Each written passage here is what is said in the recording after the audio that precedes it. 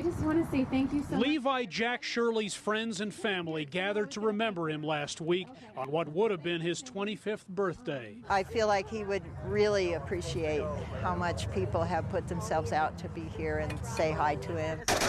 Susan Shirley's son died in July after stepping on a landmine while fighting with Kurdish forces in Syria. Good afternoon. My name is Augur in Kurdish. It means fire. And my real name is Jack. He was among those battling ISIL. They're my definition of pure evil. I don't think good people in a society can stick other people inside of a cage and set them on fire.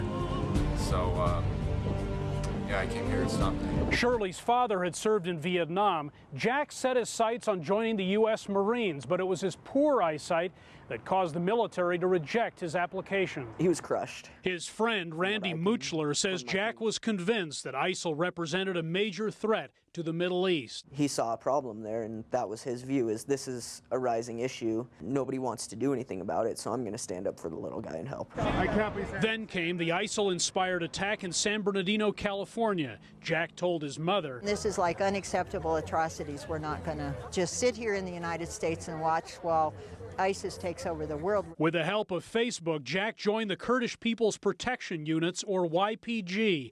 He came home once, then traveled back to Syria earlier this year. He felt guilty that he was at home lying in his bed every night safe while the friendships and the brothers that he had made over there were still in danger, and he didn't feel right about it. It's a bond like we can't really imagine if you haven't been in a war zone. Speaking of TV, Jack Shirley, whose hobby was stand-up comedy, was like many idealistic young Americans, one expert says, who look for causes with deeper meaning. ISIS is, you know, a very, very big story, and the brutality of ISIS and the injustice of ISIS, I think has struck a chord with a small number of people. It's crazy. You never think it's going to happen to somebody you know. Muchler says Jack died fighting for justice. It was his calling. He went to Syria when he didn't have to, his friend told us, in an attempt to help right a wrong.